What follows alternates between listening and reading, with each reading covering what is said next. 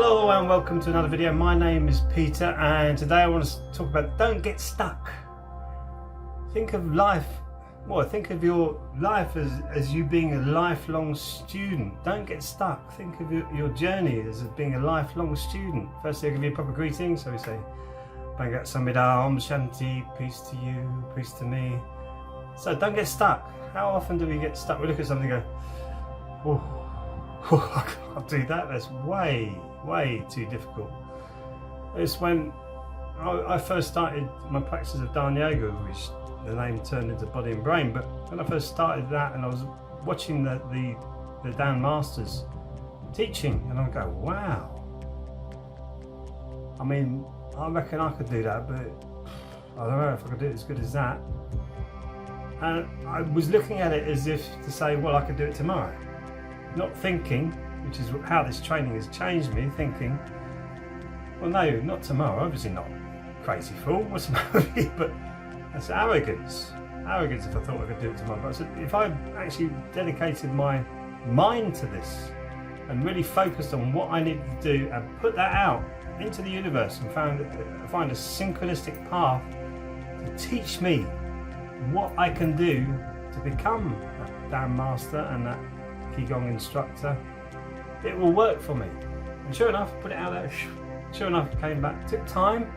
I'm not saying it was easy, but I treated it like I was a student rather than arrogant, looking at it and going, oh, look at them, they're brilliant, I can't do that. Yes, you can. You can do whatever you want. And once you start to open up yourself to this knowledge that you have inside of you anyway, full stop, it's incredible what you know and what's been passed down to you, and actually the education that you've had, whether it being a schooling or from your parents or from your friends even. It's incredible the amount you know, but it's the confidence that we don't seem to have in our society that helps us push forward. And I tell you, a great place to go if you want to learn confidence is Toastmasters International. And they say it's a public speaking arena for you to learn how to public speak, which is a great attribute to anybody. If you learn how to speak properly to an audience, that's really a fantastic attribute for you to have, and anybody can learn it. But the point is, really, with Toastmasters, they're teaching confidence. They're teaching you to stand up and teach or speak what you're passionate about. Make it into a coherent way so people can follow you and then get your point and then do it again. And they call it the power of three, when you have three instances of what you talk about, and then you can give that to other people and they go, whoa, and it really starts to resonate with them. It helps you to do that. And once I realised that, because I used to watch the public speakers there when I used to go, when I first started to go, again, it's the same thing.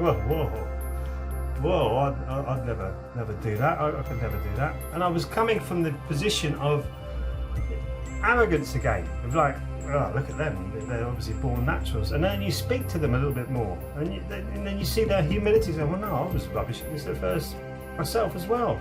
I had to work on myself to do this. I had to start to look at what other people were doing, and then they had the manuals. I don't know what it's like today, apparently this new system is not so good, but we had manuals where I've still got the manuals today, and I can look back and see, okay, that's what I learned now, that's what I learned there, that's what I learned there, and this is how I learned to put this point across, and I learned to put this point across with a story involved with it, and I learned to put this point across with passion, more passion. Or I learned to put this point across with calmness and sereneness, and it taught you all these different ways of speaking. And that was me getting out of the sticky position that I was in, because I found myself in a conspiratorial network of people where I was just angry.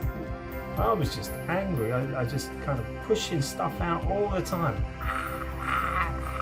because I was researching stuff. Now I can talk about it with a level head and start to go, okay, this is easier, this is better, this is a lot simpler to talk about and not so damaging to myself with the anger, because I learned that anger just destroys me. So I've got a squeaky chair today. Anger just destroys me, and therefore it's hurting my liver, because anger gets stored in the liver, and which is why one of the reasons I used to drink so heavily is because I was angry. really angry about the world and how the state of the world is, and it's not good for you. So getting stuck is really down to you. It's the phrase, in a world of information, ignorance is a choice. You can learn so much. Really good to get mentors or people who will help to open up your mind to different things. Really good to get them. Use them, become friends with them, and then once you've felt you've learned enough, you can move on. This is what I did with Toastmasters. This is what I did with other things that I've been involved with, like music, like my teachers of music. I've learned, got to a point where thinking, actually I'm not learning anything, and then move on and find something else to feed you. This is a lifelong study. Life is lifelong. You're a student, lifelong student of life, and it doesn't stop. You never stop learning. You never stop learning from other people. A wonderful story about a village in Korea. A village in Korea, and they're looking up at the mountains all the time. All these people in this village go, whoa, there's the wise man who lives up there. He knows everything. He's amazing. It's just so fantastic. So one day this lucky young man I should say, decides to go up and visit the master to try and just get some more of this knowledge out of him to bring him more out of his life, get more out of his life. He wants more out of his life. So he goes up to the mountain, quite a high walk, and he goes and bangs on the door. And this man opens the door. He looks like a cleaner. It looks like he's been cleaning the house. And he said, and the young plucky man says, "I want to meet the master. I want to learn wisdom." And then so they walk through the house. The guys them all the way through the house, and then out the back door into the garden.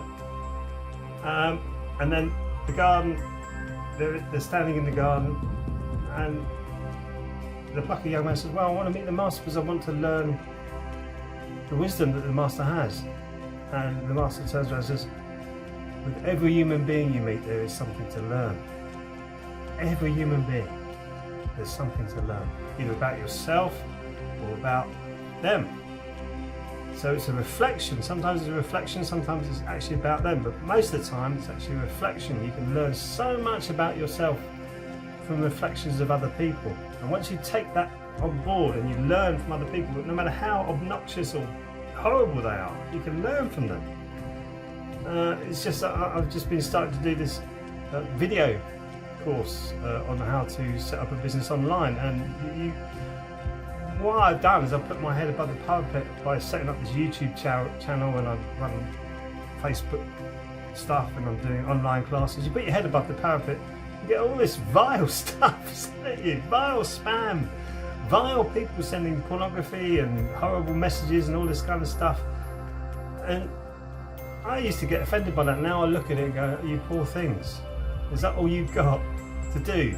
Is to do that to me, who's trying to help other people, and you're doing that to me? You poor things. You poor things." How sad is that? It's so sad. And I just see it as another part of the problem that we all face. Is this is our world today. This is really happening, and this is me taking responsibility for that vileness being sent to me and go, "You poor thing, have some love." There you go. Whereas, 5-6 years ago, I would have written a really harsh email. "Where they live? Who are they? I want to get them." Now, whoa, you poor things. Why are you doing this to me? This is so sad. This is so sad. And it is sad. It's really sad what these people do and how they do it. And as soon as you put your head above the parapet, they're lining up to chuck things at you. So what? So what? Let them chuck it. Sticks and stones may hurt my bones, but words will never hurt me. Where are we going with this liberal society where you can't even have freedom of speech anymore? It's terrible, absolutely terrible. Words should never hurt you. Even actions from the internet used to affect me badly. I said I'm not perfect at all in any stretch of the imagination, but I'm pushing myself out there every day. Every day I'm pushing myself out. What can I do more? What can I learn more? How can I make this more of a better learning experience for me? And I want that for everybody, because once you do that, this becomes a wonder. Whoa, what's going to happen next? And when the good comes in, yeah, great, appreciate it. When the bad comes in, look for the lessons in it. There's lessons in both. We tend to go towards more comfortable stuff, and we don't need to do that. We can actually embrace both and just keep down the middle way, the middle path, the tower way of just being balanced. Everything's balanced, and it makes it a lot more easier to cope with. No more stress, no more anxiety, more smiles, more happiness, more joy. That's what we want, yeah? Good stuff. So thanks for watching, and I'll see you in the next video. Sarang Hamida.